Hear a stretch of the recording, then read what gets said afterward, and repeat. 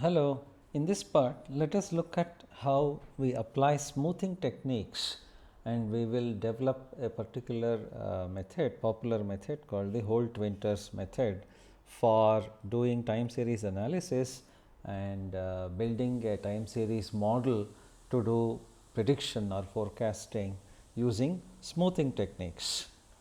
So, essentially the idea of smoothing is there may be spikes or there may be other local uh, discrepancies in the data.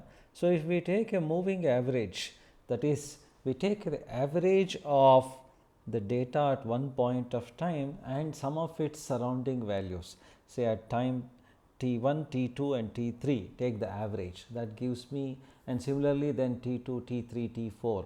So, at intervals of 3, 5 or 7, if I take averages of local values, I will get a moving average, which is also called a rolling mean, and the corresponding R function usually is called roll mean, right.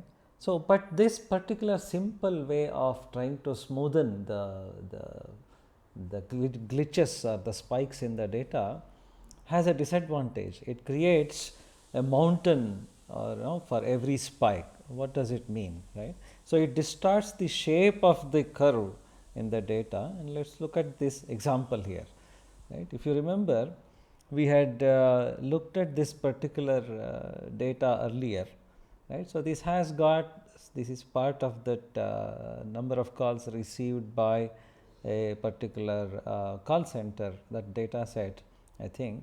So, if you see the solid line has the gray solid line has peaks. There was a sudden 1 or 2 days where a very high volume of calls were received, or the value of the variable y was very high.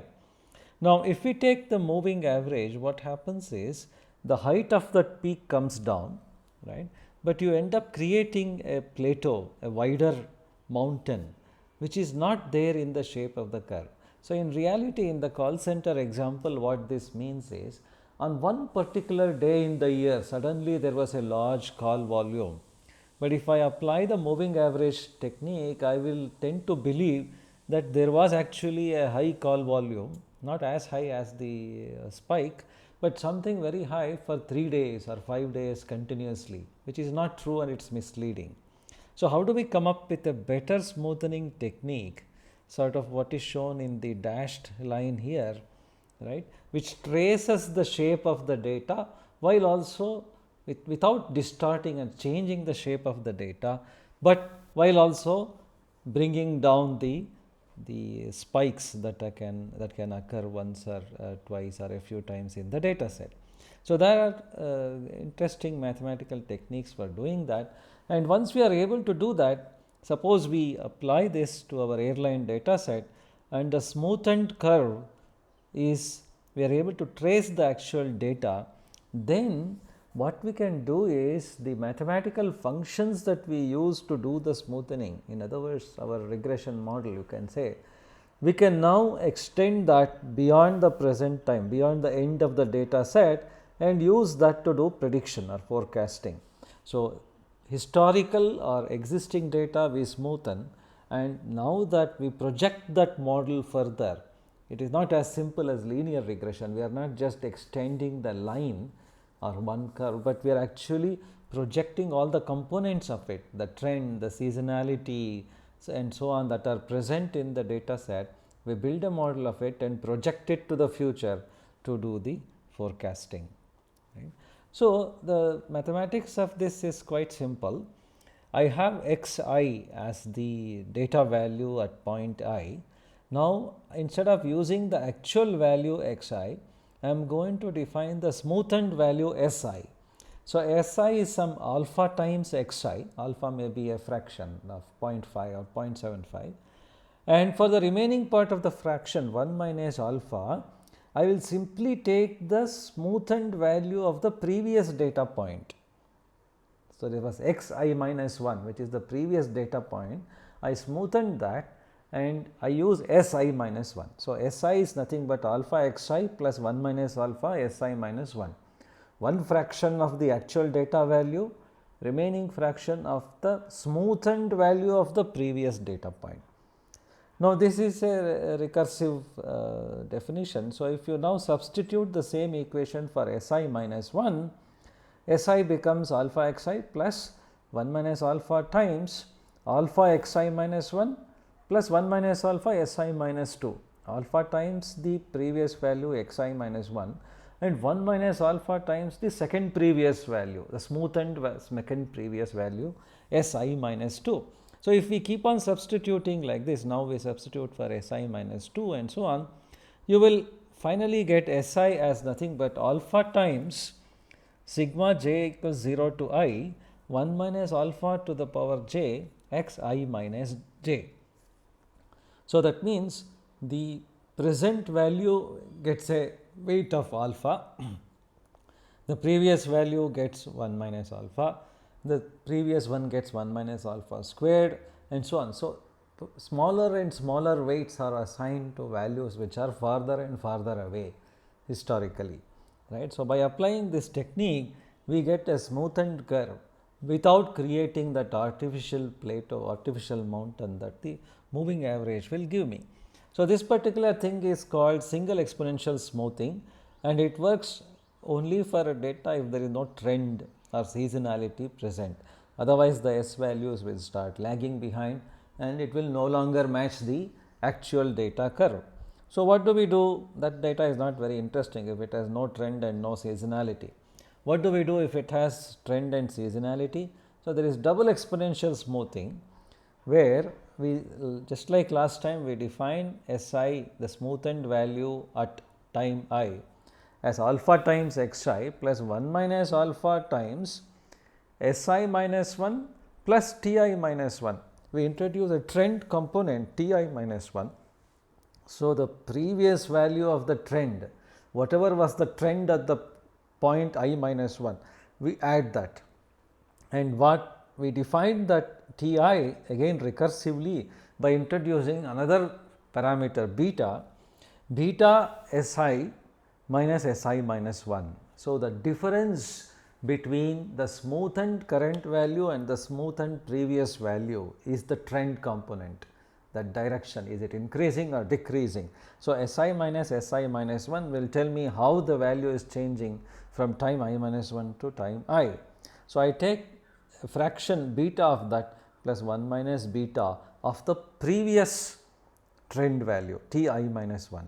So, again this is recursively defined, we can keep substituting into this. So, this will work if the signal has trend, and there is similarly triple exponential smoothing when the data has both trend and seasonality. So, in this case Si is defined as alpha xi minus Pi minus k, right. So, this P is another factor we are introducing for the periodic component, periodicity, and the other things remain the same, 1 minus alpha times Si minus 1 plus Ti minus 1. Ti is defined the same way as before, right, and but Pi, there is another recursive definition for Pi, which is now using a third parameter gamma, gamma times xi minus Si. So, the difference between the actual value and the smoothened value, I am taking xi minus Si, gamma times that, and 1 minus gamma times the previous P value Pi minus k, where k can be anything, it need not be the, it is not just 1, it can be a lag of any number of points. So, some k points before what was the periodic component. So, now if this we do, if it is an additive phenomenon, in some cases I will get back to this in a minute, the seasonal or the periodic component might be multiplicative. This is very similar to arithmetic progression versus geometric progression. If it is an arithmetic progression, then you use, right, you define Pi using plus 1 minus gamma times Pi minus k, and if it is multiplicative, similarly you can see the equations here, we can define the alpha times xi divided by Pi minus k and so on, where Pi is defined now as gamma as a ratio of xi to Si, right. What is the ratio of the actual data value to the smoothened data value and so on, and then right. The Pi is the periodic component, K is the length of the period. So, how do we know K? We will have to guess it or actually find it by iteration. So, this third element introduces seasonality or periodicity. So, by using these equations, we can develop a method where we do single exponential, double exponential and triple exponential smoothing.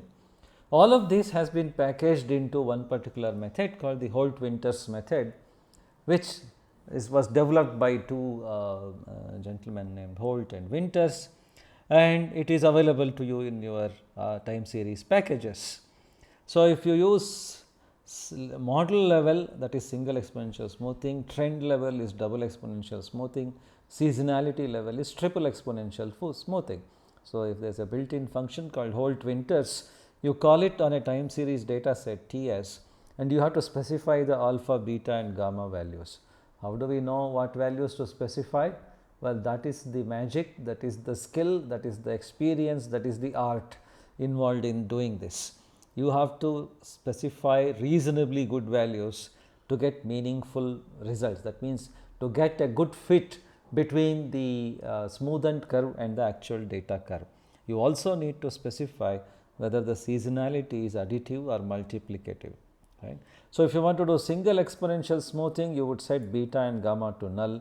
If you want to do double exponential smoothing, you would set gamma to null, or if you want triple exponential smoothing, you will use all the three values. So, let us actually try that out using R in the next lesson. So, if for example, if the carbon dioxide data set is there, atmospheric carbon dioxide, you can simply call Holt-Winters method on that and then plot, right, and then you can use that on some other data set like air passenger and so on. And once you have the model M, you can use that to do the predictions, right. So, essentially time series modeling involves, right, you are decomposing the data y into these components y equals t plus s plus c plus I. Y is the actual data, t is the trend component, s is the seasonal or periodic component, c is some other cyclical component and I is irregular. So, this I is called irregular, it is called residue, it is called remainder, it is called noise, any of those mean the same thing. The seasonal or periodic component means regular patterns that occur with time, right. So, here is another example here, oatmeal sales are higher in winter, right, because people tend to prefer a hot breakfast in those countries compared to a cold cereal for breakfast. So, oatmeal is a hot cereal, so it tends to sell more in winter. Starbucks coffee has the highest sales around 7 a.m. because people actually get to their offices quite early, and before going in they usually take a coffee at Starbucks and then go. So, 7 a.m. is the peak time for sales in that. So, you see all these kinds of periodic components. As I said before, if the period is 1 year, then we call it seasonal. Now, the cyclical is referring to long term cycles, business cycles, right. So, they are not exactly aligned with the calendar year, but there may be some other long term cycles, and trying to identify them is one of the biggest challenges in doing time series analysis. So, we decompose the data into trend, seasonal, cyclical and irregular components, right. So, if we do addition, it is additive model, and sometimes we may have to do multiplicative modeling also. So, Holt-Winters is one method for doing this. It is a very popular method. I am told that the manufacturers in many industrial sectors use this to predict their sales. For example, a bus manufacturer or a car manufacturer uses this method to predict, forecast their sales, so that they can decide how many units to manufacture and how to arrange their supply chain logistics, so that they get all the material and all the components in place before to do their inventory management, so that they have the right quantities to produce, distribute and sell that many units of their products.